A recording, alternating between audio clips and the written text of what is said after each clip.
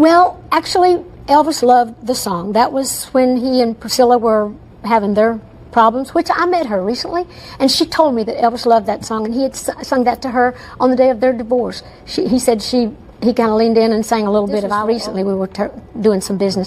But during that time, it's no fault of Elvis, you know, he loved the song. But Tom Parker was independent, so he knew what he was doing.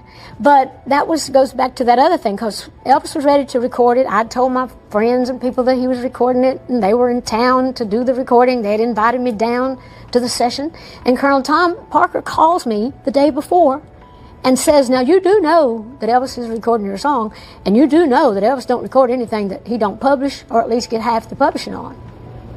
I said, the publishing of the song. I said, I can't do that. This song's already been a hit with me, and this is in my publishing company, and obviously this is going to be one of my most important copyrights, and I can't give you half the publishing. I was heartbroken. I said, well, I'm really sorry, but I can't do that. It didn't to me. It seemed to be the thing to do. It hurt me because I was so disappointed that I was going to have to tell my friends Elvis didn't record it, but I just knew that that was not right, and that was not, if it had been maybe, if I didn't have my own publishing company, had the song not already been a hit, it might have been different.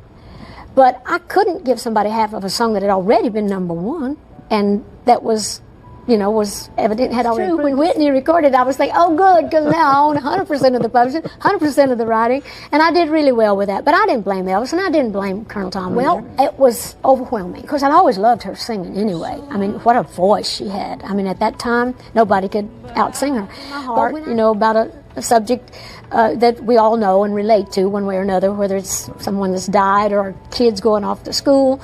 People relate to that song in so many ways. But anyway, when I heard her sing it, I could not believe it. I was driving at that time from my office in Nashville to my house in Brentwood. You know, I thought, you know, if I should stay, and it took a minute to realize. And then when it went into with the music part where she's singing,